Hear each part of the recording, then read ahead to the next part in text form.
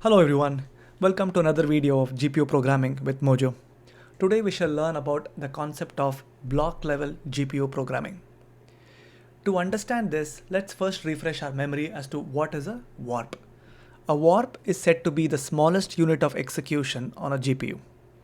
It's nothing but a group of 32 threads that are connected at the hardware level to execute the same instruction at the same time. Said another way, you don't need to physically sync data between these threads. You don't need to explicitly put it in a shared memory and ask it to look at that and then provide an answer. It sort of understands each other, passes data between them, and produces the output. And what's more, since it's connected at the hardware level, there is no software tax, meaning it executes at the speed of light or hardware. Now, not all algorithms can be constructed in a way that you can place data exactly in 32 threads. Not all algorithms or instructions can also be done at the same time. And there are limitations there. But in the event you could decompose your data or instructions, you can take advantage of this concept called warp. Suppose you have a block. A block is nothing but a group of threads. Suppose you have 128 threads in a block. A warp size can only be 32. So the question is, can we have multiple warps within a block? And can we have the same level of synchronicity that we have for a group of 32 threads between warps? Essentially, can we have inter-warp communication the exact same way that you have intra-warp communication, that is married at the hardware level, so as to produce blazing fast execution? And the answer is yes, you can. And that is essentially what's called as a block level programming. Block level programming. It essentially can be also called multi-warp programming in a block. Essentially, it can be called or expanded that way. So in this example of 128 threads, you will have 4 warps, each executing at the hardware level within a warp, but also communicating between warps similarly, so as to produce the final output. To enable such a feature, Mojo provides 3 primitives. One is called block.sum, block.prefixsum, block.broadcast. It's pretty intuitive in its naming. Block.sum takes all the data from all the warps and produces the final answer and stores them in thread 0.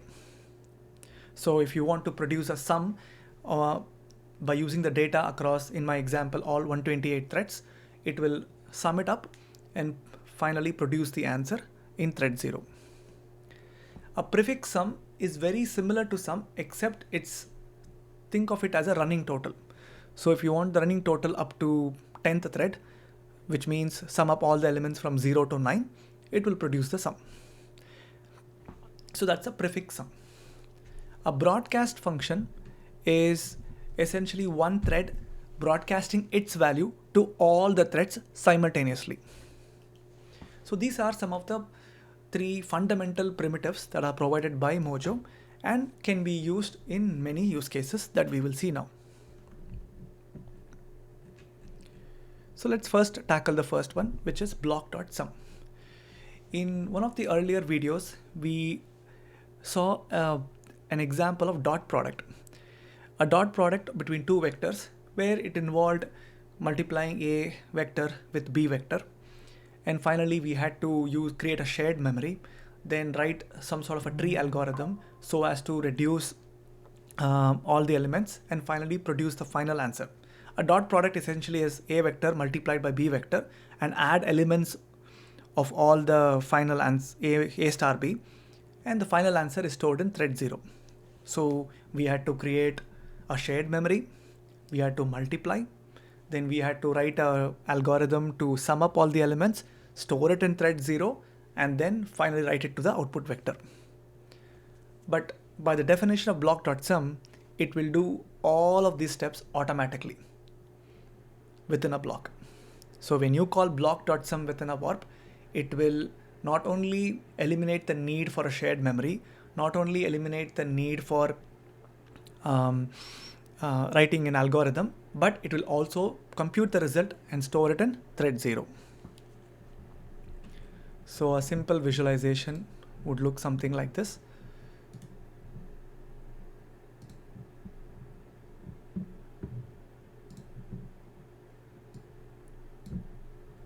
So when you run this, essentially all the warps executed and the final answer is stored in thread 0.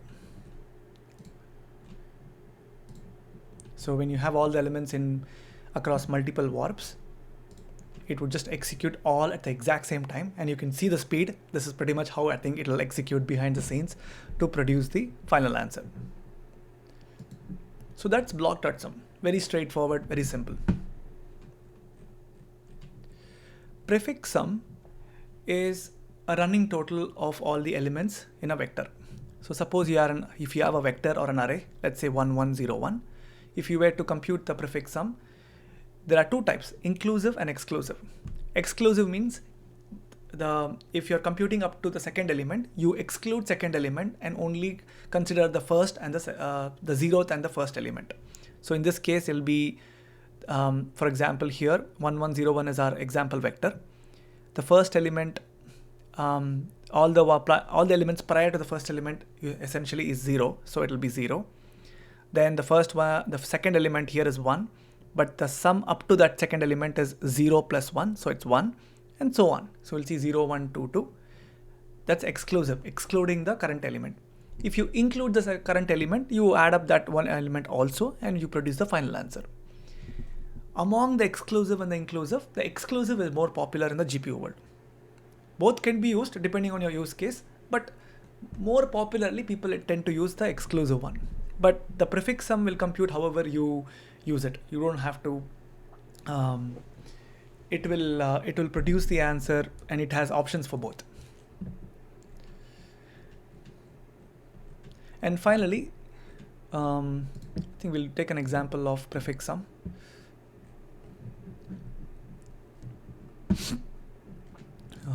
Let me pull up an example here.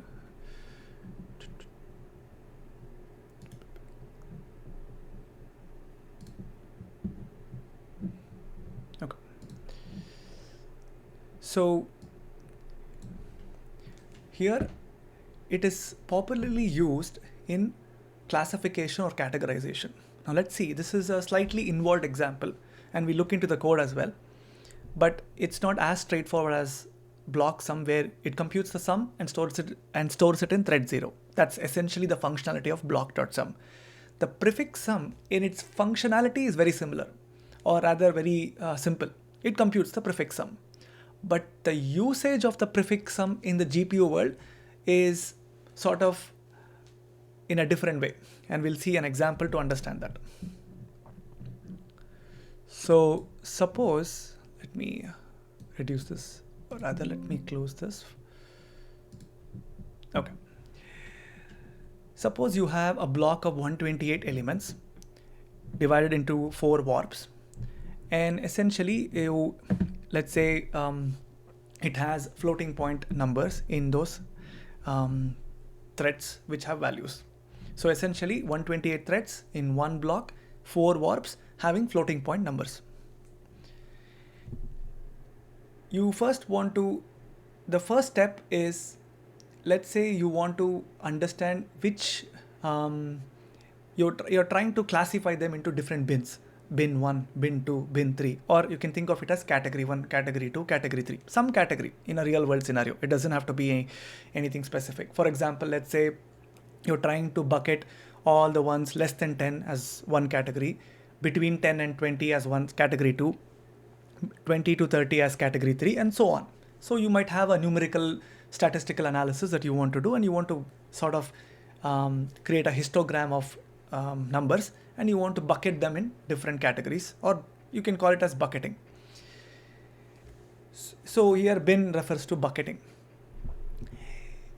And if you want to filter them, saying give me everything which belongs to bucket 2 or bin 2, then what happens is some of them are marked as true, some of them are marked as false. So for the ones which belong to bucket equals 2, will be marked as true. The ones which are does not belong will be marked as false. This has nothing to do with prefix sum. It's essentially in a real world scenario, you have 128 elements. You're tasked with an objective of categorizing this into different buckets. You are interested to know how many numbers or how many elements are in bucket 2. So you run a simple if condition only to find out that there are certain elements, there are certain number of elements which belong to bucket 2. So far it's just a real world scenario. And you use GPU because you have understood from these video series that it can help you run this faster, and you assign this to different threads and you produce a final answer. So far it's just pure programming, either on CPU or GPU, you will end up with such visual. But now the task here is, now you will have to grab these true values, the one you see on the screen, and write them back to the output vector. In the CPU world, what you would have done is you would have written another for loop, traverse from the start to the finish, grab all the ones which are true, and sequentially create a list and produce the final output, just like this. In the GPU world, there aren't many tricks you can use other than you following the same practice, which is again traverse from start to finish and produce the final answer. But here's where the prefix sum will help you, because it lets you avoid that sequential pass or scan as it's called, where you can avoid traversing from the 0th element to the 120th element in a sequential manner, grabbing all the trues and putting them in the output vector. It's a sequential read. So all the effort you took to write a GPU program is kind of wasted because you ended up creating a sequential pass which destroys the performance. But the trick the GPU people use is they run a prefix sum. What the prefix sum does is it assigns a number based on the running total. So this will be 0, 1, 2, 3, 3, 3 repeats and 3. So all the trues will get an increment. All the zeros or the false will not get an increment.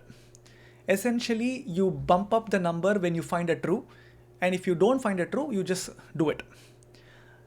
And if you end up doing that, the trick is the number that is assigned to the true essentially becomes the output location that you have to place it on the output vector. So for example, if you ask me what is the location that you have to place this value, which is 0.79, I would automatically say put it in the 39th location of the output vector and it will get placed. So one can even argue here saying, aren't you doing the same exact thing, which is scanning from 0 to 128 and then producing the list and then finally copying it to the output vector? The algorithm by its very nature, yes, it is sequential.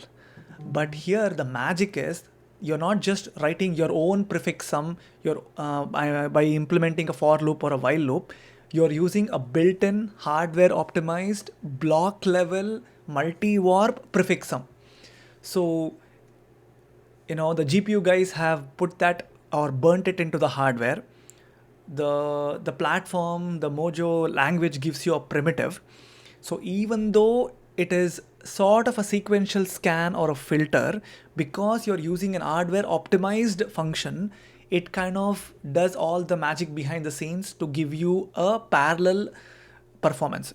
So a sequential algorithm sort of tricked into becoming parallel through a hardware optimized primitive that you're able to use. So that's the trick. So anywhere you can, if you have the inclination to use a for loop or a while loop, think of the prefix sum, and if you could use it, then it will help you pass or run a scan or a filter from 0 to 128 in our case and produce the final output. And this is the essence of GPU programming.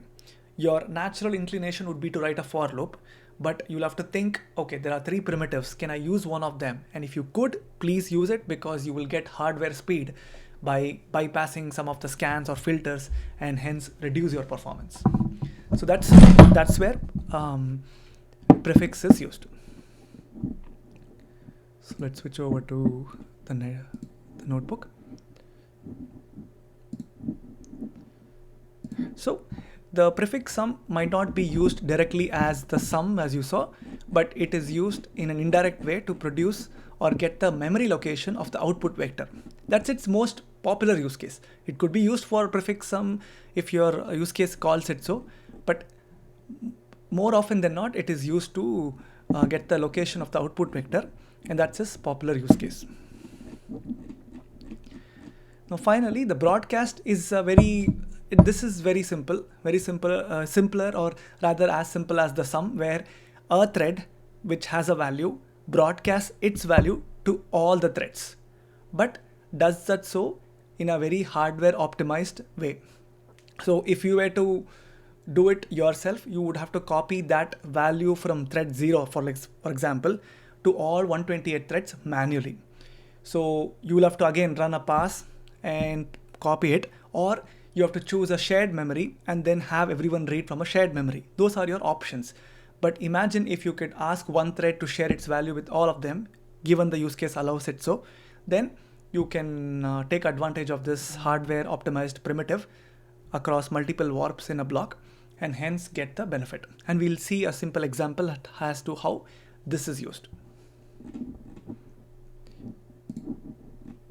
Let's quickly visualize the broadcast.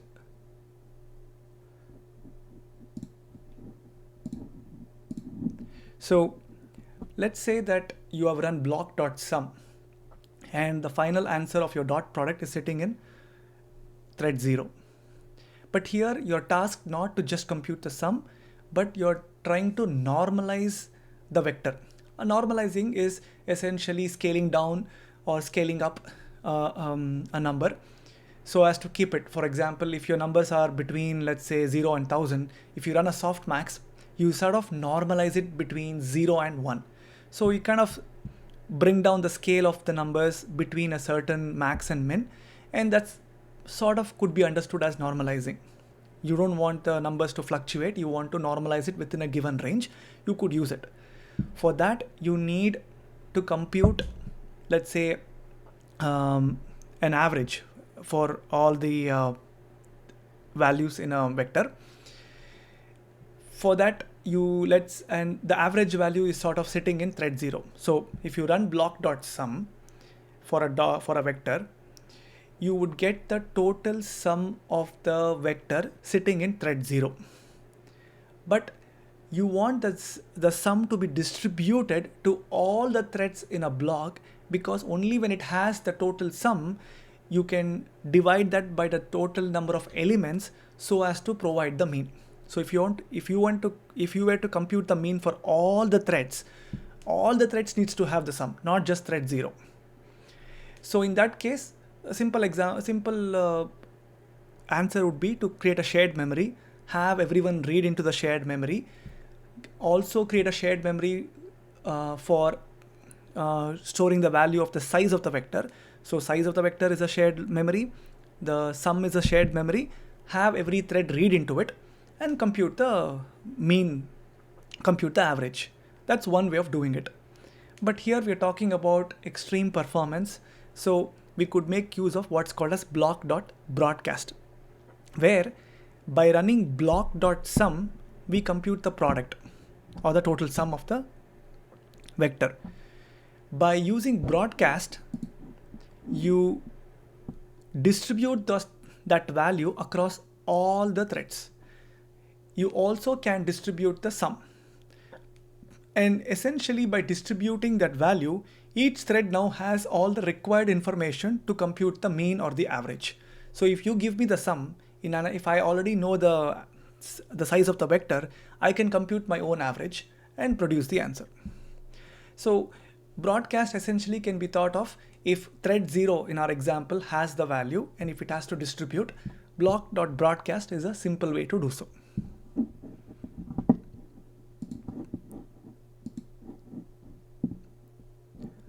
Let's switch over to this notebook here.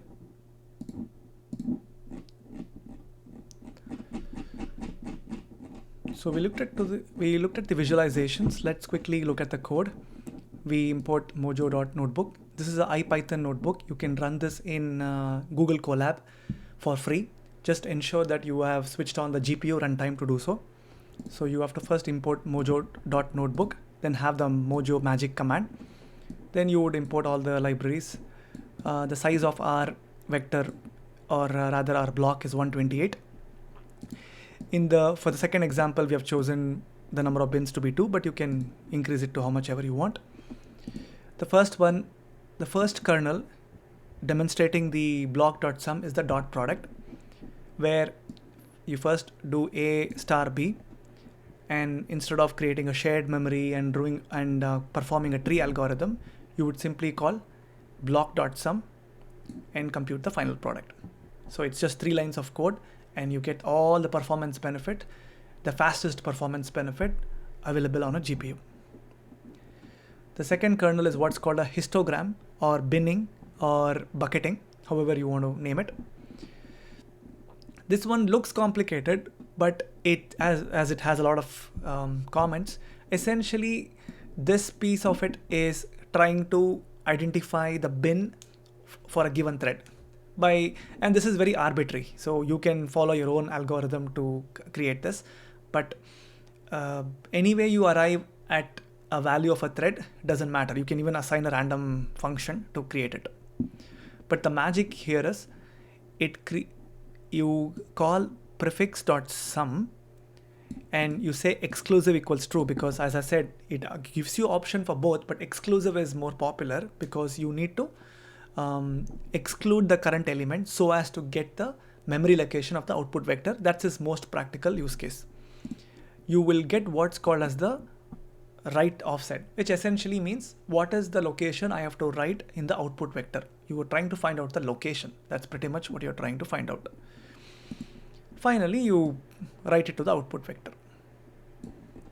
The third one is called normalize. It first makes use of, so first you get the global index and local index like you do in any GPU program. You call block.sum, which computes A star B and produces the answer and stores it in thread 0. But you want to normalize it. Normalizing is by definition means take the sum, divide by the size of the vector. That's essentially what normalizing is all about. Which the first thread does it. So thread 0 is happy. It has a value which is a total sum. It knows the size of the vector. It happily first calculates it and stores its value. So if that's what you want to do, then there is no need for broadcasting. You can safely write this to the output vector and move on. But here we want all the threads to have the total sum, because we want to calculate the mean value or the average value for all the threads, because they have different elements, they have different data, but they don't have the sum. So they need the sum. Your value divided by total sum is your average if you are a thread. So we want to broadcast. We simply call block.broadcast, which broadcasts all the mean value, and then you normalize it by taking your value. This is my value, represents the thread value, divided by the broadcasted mean, and you finally produce the answer. So thread 0 takes the total sum. It divides by it also knows the size. In fact, everyone knows the size of the vector. So, but only thread 0 has the special advantage of knowing the sum. So it computes the mean value. The mean value is what it distributes to other threads, and the thread's value, which is defined by my value, divided by the broadcasted mean, computes the normalized value. So I misspoke in a couple of minutes earlier. It's the thread's value divided by the broadcasted mean, which is from thread 0 and only obtained from thread 0, that you're able to compute the normalized value. But here the concept you have to understand is thread 0 has value. It can broadcast at lightning speed so as to avoid any explicit copy by the programmer. Hence it gives you the speed, hardware speed that you seek. The main function essentially calls the kernels and produces the output. And all of this is running in IPython notebook. You can execute them within Google Colab by switching the GPU runtime. Hence, do it for free and play around with the example. I hope this has been beneficial, probably introduced you to certain concepts and helps you write very performant GPU algorithms. Thank you for listening. See you in the next video.